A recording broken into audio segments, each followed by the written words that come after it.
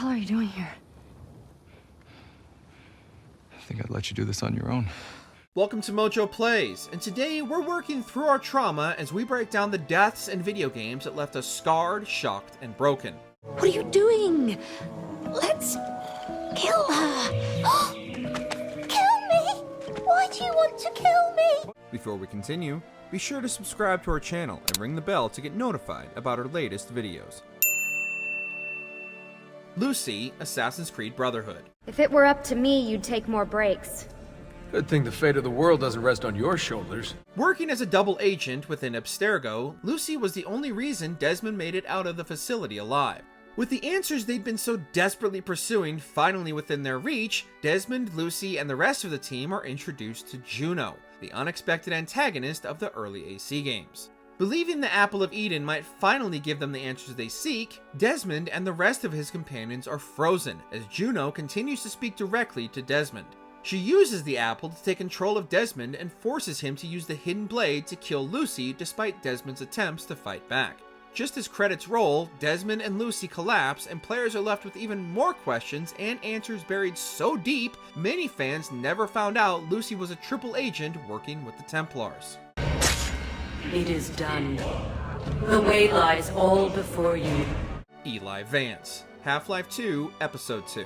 Dad, prepare for unforeseen consequences. What did you say? One of the few scientists to make it out of Black Mesa, Eli was not only a familiar face, but oftentimes the voice of reason throughout the events of Half-Life 2. Along with his daughter Alex, Eli was the only constant in Gordon's journey, guiding him from one objective to the next in their fight against the Combine. So naturally, right when things appear to be turning a corner, tragedy isn't far behind. As Alex and Gordon prepare to head north for the Borealis, two Combine advisors break in and restrain them using their abilities. Alex and Gordon are forced to watch in horror as one of the advisors kills Eli in front of them, both helpless to do anything. Eli's last words begging Alex to look away haunted players for almost 20 years until the event was undone with the time-bending conclusion of Half-Life Alyx. Come on, Gordon. You got work to do. Jesse, The Last of Us Part 2. Tell me you didn't come alone. Give me shit about it later. As if losing Joel wasn't already devastating enough for those who managed to avoid having it spoiled for them, Jesse's shocking and unexpected death was arguably more surprising due to the lack of build-up to the event. Longtime companion and friend, we'd learned more about Jesse, and coupled with Dina's pregnancy, the group had finally decided it was time to call it quits and head home. However, all of Ellie's murdering and mayhem didn't go unnoticed, and when Abby came looking for revenge of her own, Jesse was the first through the door and walked right into a bullet, killing him instantly. This sudden and unexpected death shocked not only players, but Ellie as well, who could only stare at Jesse's lifeless body, completely helpless, staring face to face with the consequences of her actions. We let you both live, and you wasted it. Cutie the Elephant, It Takes Two. We don't want to kill you, we just kind of have to, just a little bit. But I'm Cutie, the loving elephant. I love Rose, and Rose loves me. I don't want to die. After being turned into toys by their daughter's tears over their impending divorce, main characters Cody and May will do anything to become human again, even commit senseless murder. Believing that because their daughter's tears turned them into dolls, naturally more tears would turn them back, they set their sights on killing their daughter's favorite toy, Cutie the Elephant. Their plan is made all the worse by them openly discussing the elephant's impending murder directly in front of her, mercilessly chasing her as she runs away. You know, to avoid the murder. Through a series of particularly uncute QTEs, Cutie is mercilessly pulled apart, all while pleading for her life. And it was all for nothing, as instead of turning human again, the parents instead set their daughter up for years of counseling. Honestly, we can still hear her screams. Joseph, you know this game is rated T for teen, right? Not T for trauma? You don't have to do this. I love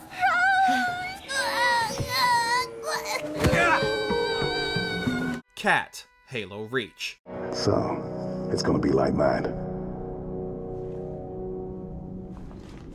Well, I got good news and bad news. Given the prequel nature of Halo Reach, and just from a cursory knowledge players had about the planet's fate, and through intense missions and bonding experiences designed expertly by Bungie to reinforce the horrors and unpredictability of conflict, each death hit like a ton of bricks as we lost one squad mate after another during the Covenant's assault on the planet Reach. Yet, most of these losses revolved around some kind of build-up, letting us know someone was about to make the ultimate sacrifice or be killed before mission's end. It's this complete lack of expectation that makes Kat's death all the worse. By all accounts, Kat was an extremely capable Spartan, and her death by a single needler shot mid-sentence was so unexpected, we wouldn't blame you if you audibly screamed when it happened. All she needed was another moment or two for her shields to recharge. Where does he get off calling a demolition a priority one?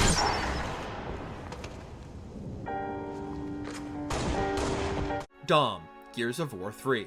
I'll see you all again one day. Look, Marcus is busy saving the world again, so I gotta be there for him. Not just your brother in arms, but brother through bond, Dom had been by Marcus's side from the very beginning of the Locust invasion. Over time, we learned about and experienced the tragic loss of his wife and kids, but through it all, Dom always had ours and Marcus's back.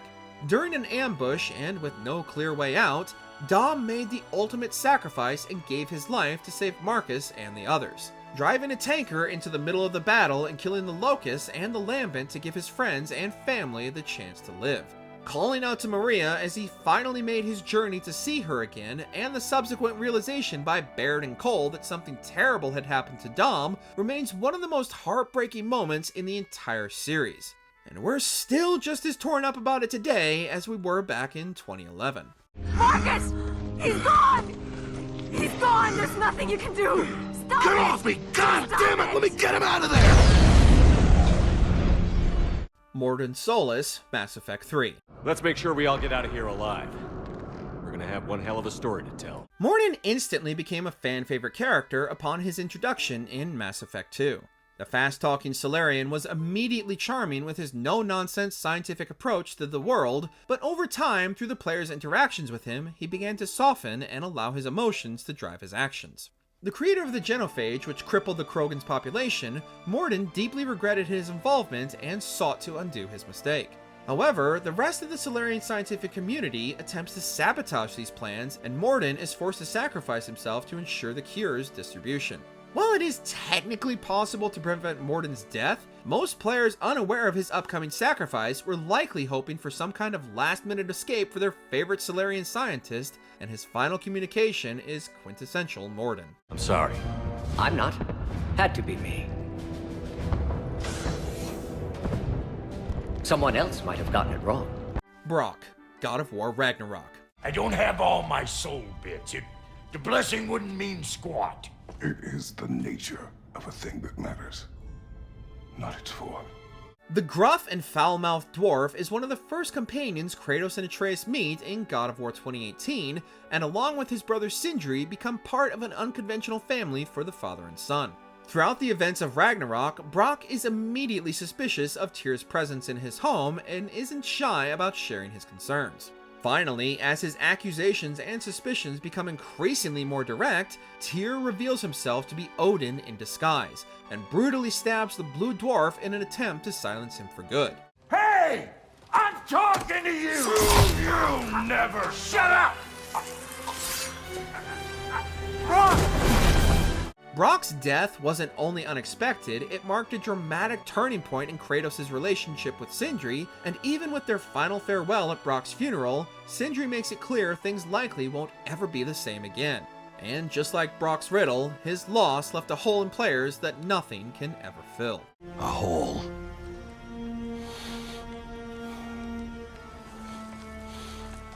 What? Gets bigger the more you take away. Sean, Red Dead Redemption 2. Well, I'm sorry to have kept you. Come on, let's get going.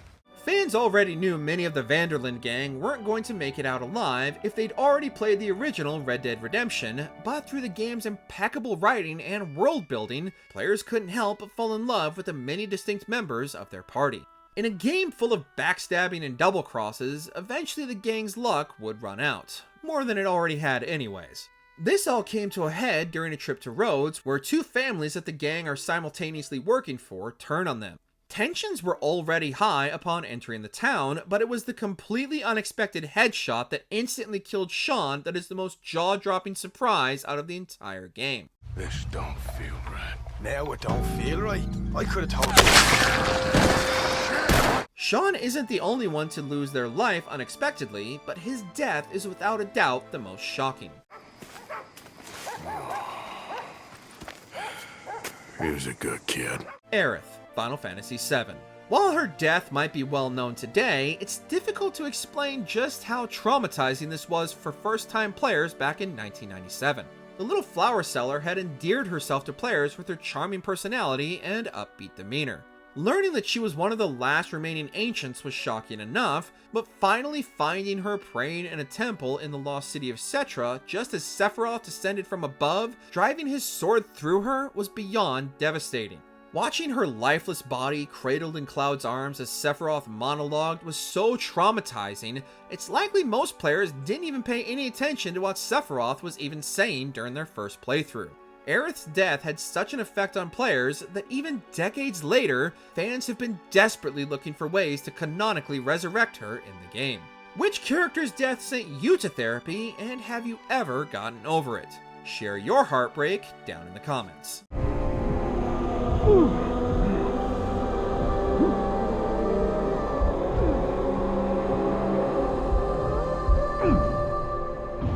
Did you enjoy this video? Check out these other clips from MojoPlays, and be sure to subscribe and ring the bell to be notified about our latest videos.